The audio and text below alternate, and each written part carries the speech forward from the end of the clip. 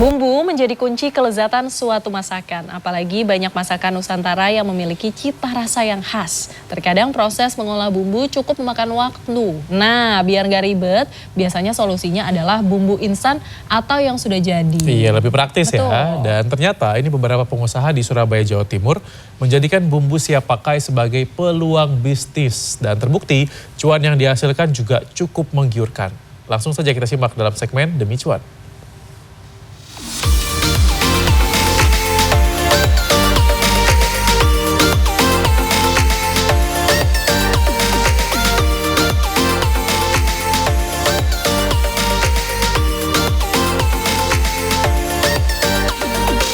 Potong-potong, ngulek-ngulek, masak, buat ibu bekerja seperti saya itu adalah hal yang sulit. Tapi seiring perkembangan zaman, kita tuh dimudahkan dengan adanya bumbu instan. Nah, di segmen Demi Cuan kali ini, saya akan mengajak Anda untuk melihat bagaimana seluk-beluk pengusaha bisnis bumbu instan di kota Surabaya mengubah rempah-rempah menjadi pundi-pundi rupiah.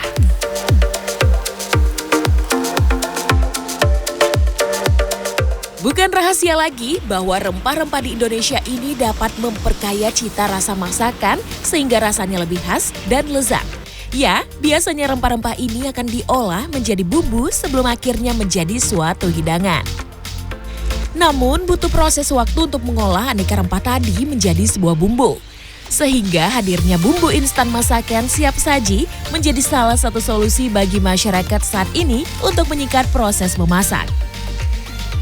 Hal ini pun dilihat jadi ladang cuan oleh Daryanto. Kurang lebih 7 tahun, warga Surabaya ini menggeluti usaha membuat bumbu instan. Ia pun mencoba sajikan bumbu masakan khas Indonesia seperti rendang, soto ayam, kare, dan aneka masakan lainnya. Menurutnya bisnis ini cukup potensial. Melihat saat ini gaya hidup masyarakat yang serba ingin cepat dan praktis, namun tetap menyehatkan. Awal terpikir konsep berjualan bumbu instan ini karena dulu Daryanto sempat mengenyam pendidikan di luar negeri selama beberapa tahun. Terkadang ia merindukan masakan rumahan buatan ibunya. Dari situ ia mulai berpikir untuk membuat bumbu Indonesia yang bisa dibawa kemana saja. Tahun itu tahun 2016 ya, Primas tuh ide untuk membuat bumbu masak itu. Nah, jadi ide dan saya melakukan tes pasar ya, dengan berjualan di luar, berjualan masakan rawon dan soto ayam, menggunakan mobil aja sih, jualan mau tahu orang ini bumbu saya ini yang sudah saya siapkan ini, saya buat jadi rawon dengan masak yang sudah saya standarkan, apakah itu sesuai dengan apa rasa yang mereka inginkan.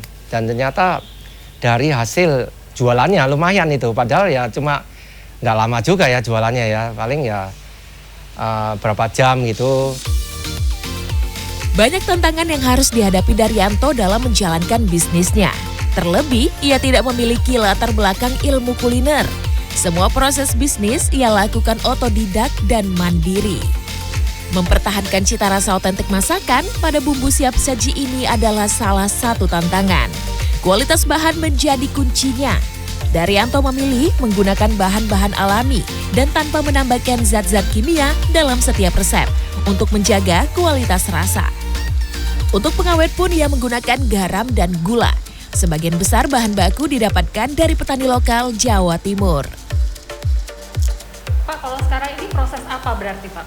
Ini proses produksi tahap siap jual, untuk membuat produk siap jual. Nah, ini yang perlu dicek di sini ya, terutama dari bahan kemasannya ini apakah sesuai warna.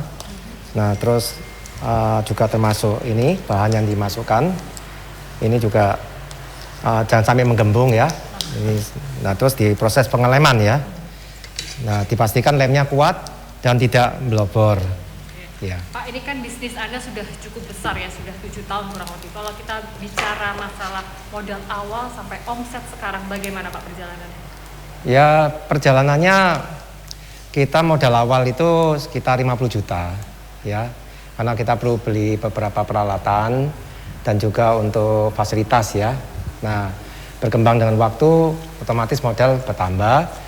Nah, alhamdulillah omset kita bertumbuh juga ya.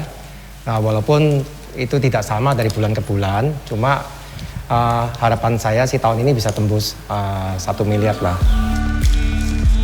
Dalam kurun waktu 7 tahun, Daryanto mampu melebarkan sayap bisnisnya melalui produk bumbu instan makanan ini. Pasar yang dijangkau pun sudah ke seluruh Indonesia.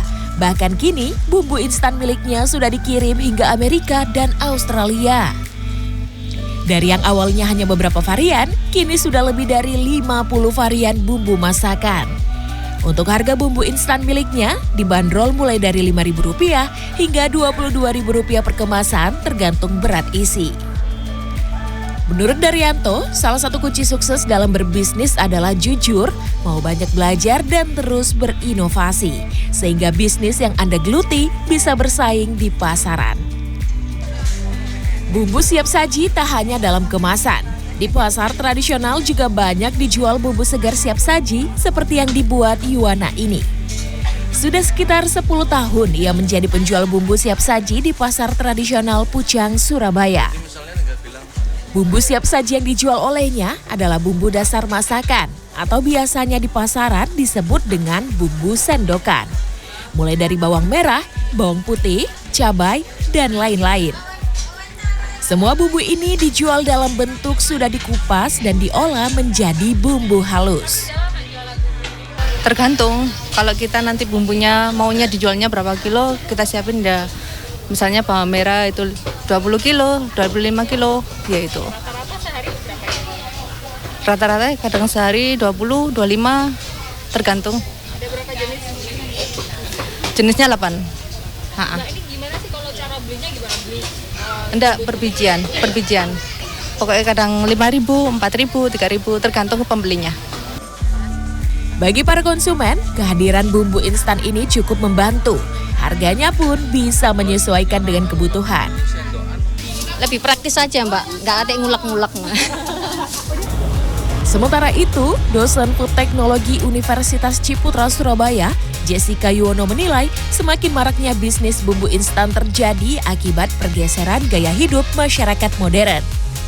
Nah, cuman yang dipentingkan adalah nanti biasanya yang pertama adalah waktu masaknya gitu ya, untuk waktu masak, kemudian kadar air akhir, dan kemudian juga dengan bahan tambahan apa yang mungkin perlu ditambahkan di sana.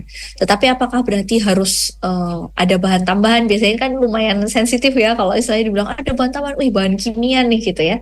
Nah, itu nggak perlu dikhawatirkan sih selama penggunaannya itu di dalam batas, dan itu ada yang namanya ADI begitu. Untuk daily intake begitu batasannya, seperti itu sih. Kemudian juga untuk nilai gizi apakah ada perubahan? Ada, biasanya masih ada nilai perubahan. Nah, cuman mungkin pertanyaannya adalah apakah perubahan nilai gizi ini signifikan ya terhadap untuk konsumen. Ada beberapa hal yang harus diperhatikan ketika membeli bumbu instan. Pertama, pastikan masa kadaluarsanya. Pastikan pembungkus dalam keadaan yang tertutup rapat, tidak menggembung atau berlubang. Bumbu instan yang layak dikonsumsi biasanya tidak menghasilkan bau menyengat atau perubahan rasa yang signifikan. Ghea Clarissa, Andreas Wicaksono, Surabaya, Jawa Timur.